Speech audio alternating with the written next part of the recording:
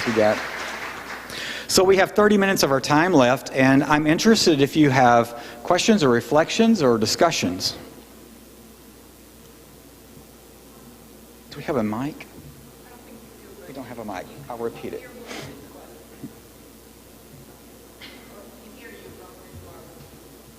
Give it a try. You're shouting. I don't know if that's... Yeah, if you couldn't hear, Phyllis's question was, for the smaller institutes, what kind of consortiums and connections are you looking for or are you able to make if you don't have a big overarching group like Good Shepherd? I don't have a specific answer to that, but...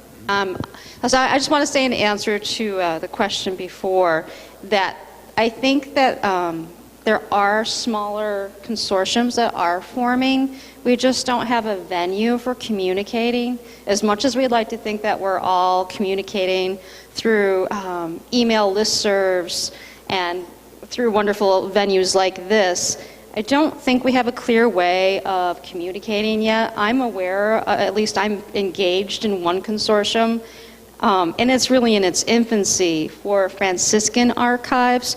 We want to form something like Monte's been talking about, where we have a perpetual repository for not just my own amalgamation of Franciscan communities, but other ones as well. And again, we're in our infancy, but that's what our vision is. And I've been trying to communicate it, but I myself I'm just learning myself how to get the word out. And of course, I'm not a business manager. I don't have a business background. I'm a professional archivist. So I don't have all this big strategic planning experience, perhaps, that Monte has. But I will say that there are consortiums, and I have some pamphlets in my room that I'm folding, and I'll have them distributed tomorrow. I'm actually speaking at one of the later panel discussions, and I'll be handing those out. So we just don't have all the answers for you. We're all going to be doing this together. And it's Franciscan, so we're charism based at the moment, but there are other infancy consortiums who are not just charism based. They're open. So they're out there. We got to find a way to make sure everybody knows about it. Yeah.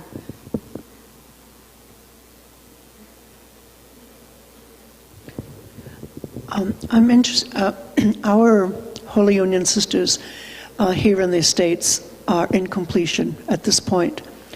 And so I'm interested in, I think what I heard you say about creating a nonprofit of some sort that we could possibly form, where our archives could be donated or preserved when we are gone. We're less than 70 sisters at the moment in this province, even fewer in Argentina. We're an international congregation. And so I really want to see the story keep going, but I need a place it needs to have a home, because it won't be with us much longer. Thank you. Well, one of the things I first came up against was, of course, the money, right? That's the big question, the money. Where's the money? Because it takes money to do any of this stuff. And, can you monetize your archives? Well, not really. Researchers don't have deep pockets. I mean, you're not going to fund it by charging researchers.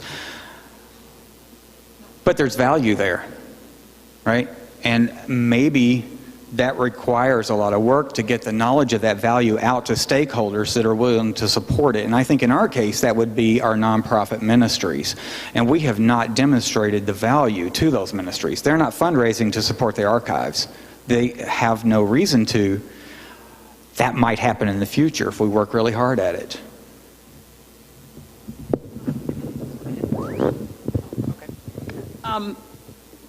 Charlene's going to be speaking on the Custodia panel tomorrow, and some of the other sisters who are here are going to be doing the same thing. Oh, all right. Jeez. Okay, we're going to have the Custodia panel tomorrow.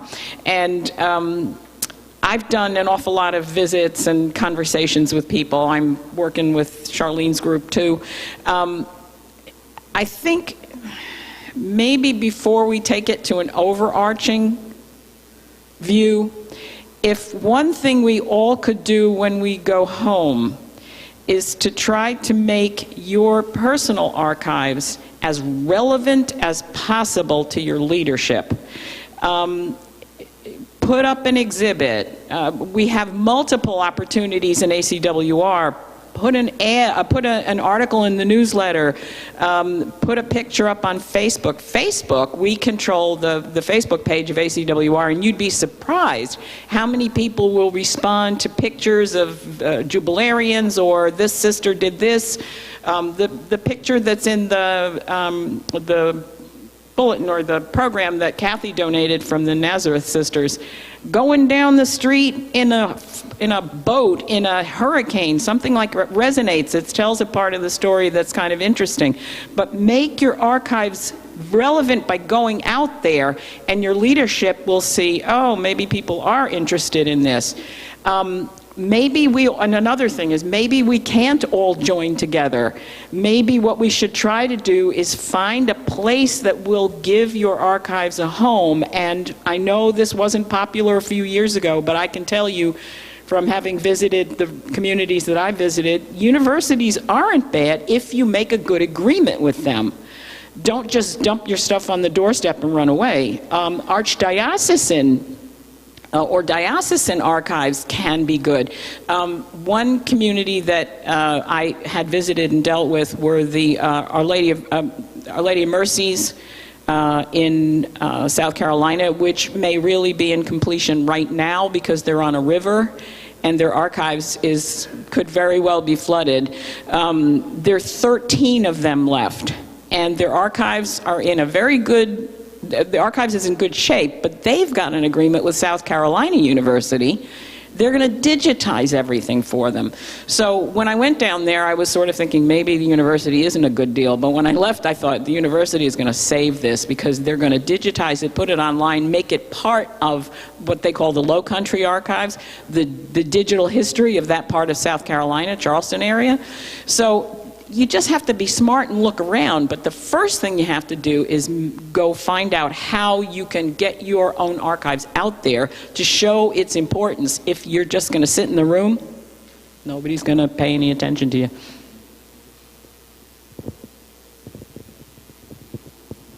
Run this back to you.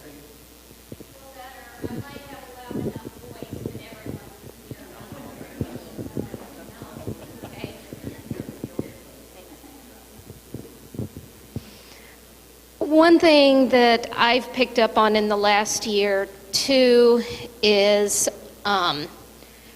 asking questions and just throw them out to the wind.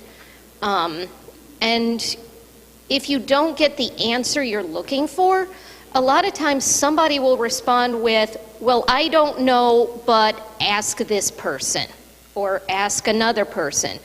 And just follow the white rabbit and just keep, sooner or later you'll find somebody who either does know the answer or is willing to work with you to find that answer. And just searching out and putting out the questions everywhere. LCWR, Charity Federation, ACWR, Society of American Archivists, Religious Archivists section too. So there's a lot of resources out there. You just, don't be afraid to ask the questions, because my experience is nobody laughs. Nobody says, oh, that's a silly question, In fact, a lot of times you'll find people who say, oh, I've got the same question. And that's where you're going to find your fellow travelers as well. Yeah, my experience has been that leadership is waiting for you to ask a question. They may not know they're waiting for that question, but they're happy to get it.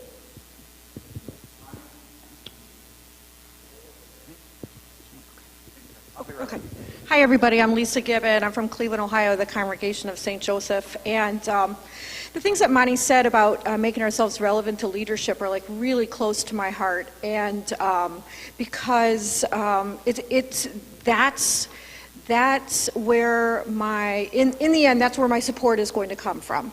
And my sense of respect, that I'm going to get the respect that I need from the leadership team and that I give it back. And so Sarah and I really, we operate a little bit outside the traditional archival boundaries in order to do that. We have a very close relationship with our development department, and development is like what it's all about. That's how all the sisters get to keep on doing what they're doing. So, the genealogy requests that they need in order to work with the donors, anything they need to get a sense of what a sister was all about so they can take it back to their family and do their job, we're on top of it. Our turnaround time's immediate.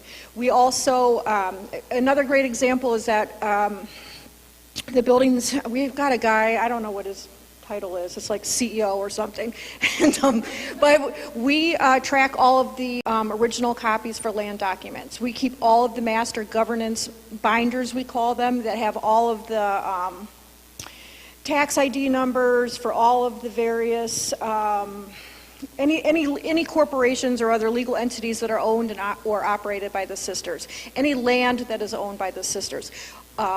We keep both digital copies and the originals are sent to us for safekeeping, and we have file-proof cabinets in our archives. So that's how it's completely falls outside traditional archives because we're kind of being proactive about it, and it's a little bit more of records management, but not really, but we're the safe place. We are establishing ourselves as the safe place to send the materials that you may need tomorrow. So when we're working with the ops team, our turnaround time's immediate, or CLT. So I can't really tell you that to the leadership team, CLT, that we're as relevant. I think they know that we support everything else that supports them.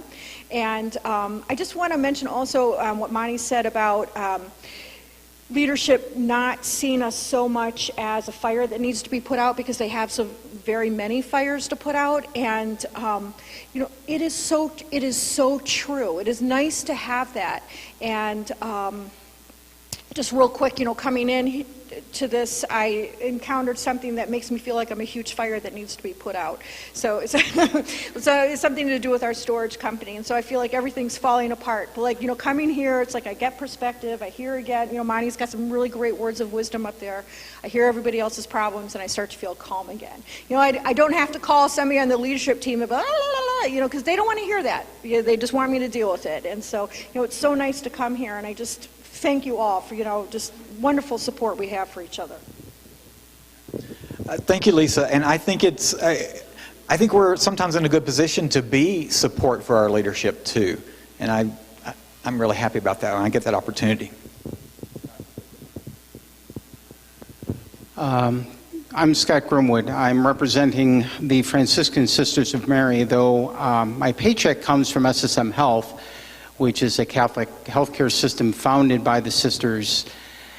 We are and some of you have heard this before, we have an agreement with the congregation. They, years ago, as they knew that they were coming to make a decision and having to leave their convent about their archives, about where their archives were going to go, they did a lot of due diligence and eventually came to us and asked if we would want to care for their archives, and we said yes.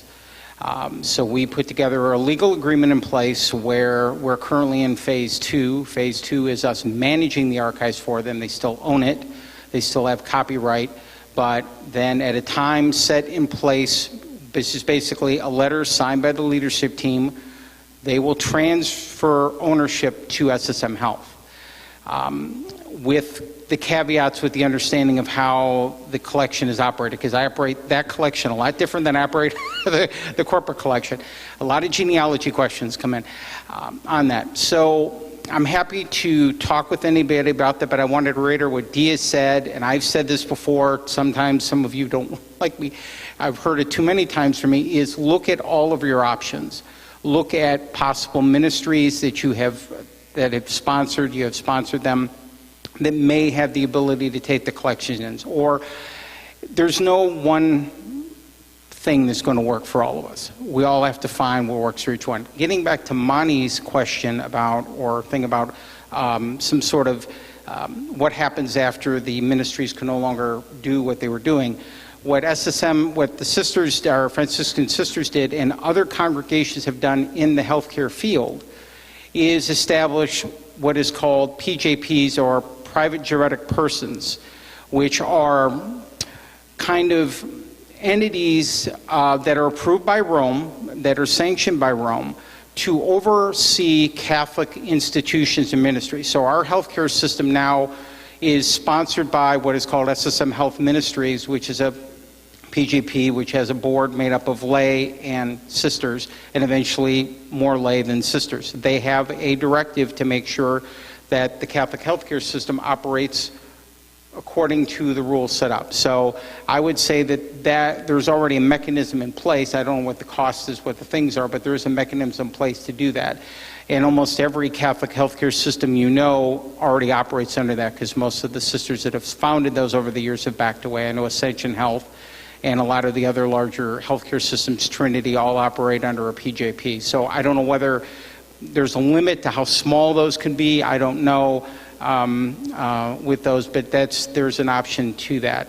Again, I'll be around. I also have my wonderful staff is with me, Aaron and Blair, that are here. So if you have any questions about how our operation works, I'm happy to answer them or later on. But again, just encouraging you all to look at all of your options. But when you do it, make sure you write out a good agreement. I'm happy to share our agreement with you. That kind of covers what you want, not only just about ownership and transfer, but how you want your collection utilized, about access. What do you want to have access and not have to have access to? When do you need to go permissions, things of that nature. That really does help, because again, the collections for the sisters are handled much differently than the collections for the thing. Much more access on the sister side than there are on the healthcare side. So, thank you.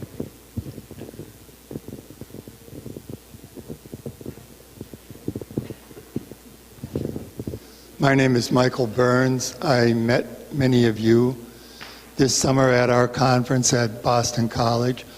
I work in the archives of the John J. Burns Library at Boston College, and several congregations have approached us. Would we accept their archives?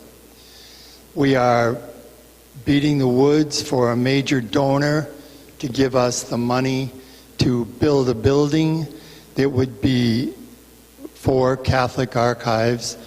In the meantime, we are establishing protocols to do those and put the archives in the spaces we have right now. So Father William Leahy, the president of Boston College, who is a Stanford historian, realizes the severe importance of these collections and very much wants to save them, and we will be. Do you know if they're working on an endowment for that? Certainly hoping to. Okay. Yeah, endowment, money. Yeah. Okay, thank you. I just wanted to reiterate what Scott said, because he said something that Custodia has been beating over the head. You almost have to write out a will. Think of it in terms of that. If you were leaving your entire estate to somebody, and there was going to be no one who was a relative of yours, who understood your family's history, who would you make the executor of that will, and what would you put in it? You could certainly give your materials to a college, but if there weren't some sort of clause in there that they weren't 20 years down the road going to deaccession it, then you've got a problem. It's going to wind up on the street again. So make sure that you have a really tight agreement with someone, whether it's an entity like Scott's other side, or a university, or something else, or a diocese or an archdiocese. Determine what your access is going to be. Have someone speak for you if there's no other sister left. But don't just arbitrarily hand your materials over to someone. It's got to be like Scott said, and if he's willing to share his agreements, then you've got a really good model.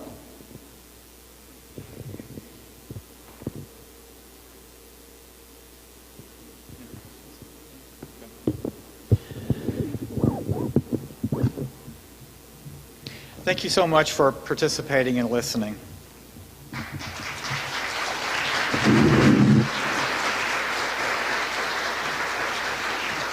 And Monte, thank you. You were as good as you were at lunch that day at Catholic University. We can start our break time now. I've got custodia appointments starting in a few minutes, and I don't know, are there mentor appointments starting? Okay, and don't forget, at lunch, Custodia will have one table and mentoring will have another table, and if you haven't had a one-on-one with us, you might just want to come for general conversation about that. So good work and enjoy the conference, and thank you again, Monte. It was really wonderful.